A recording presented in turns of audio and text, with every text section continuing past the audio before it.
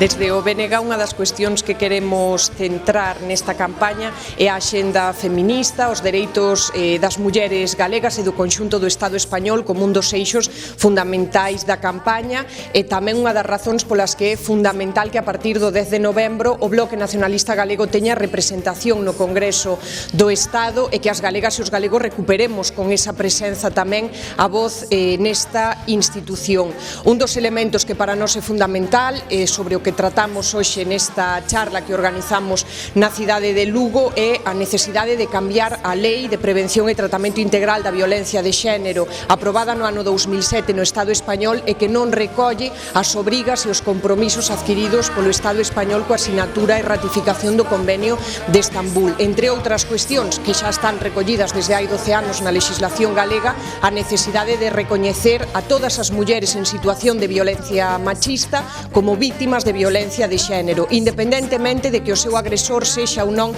a súa parella. E outra cuestión que para nós é fundamental é o recoñecemento da violencia sexual como unha forma máis de violencia machista. Urxe reformar a lei para falar claramente de violación e tamén para lexislar arredor da figura do consentimento, como xa hai 9 estados da Unión Europea que modificaron a lei, pero que o Estado español aínda non fixo.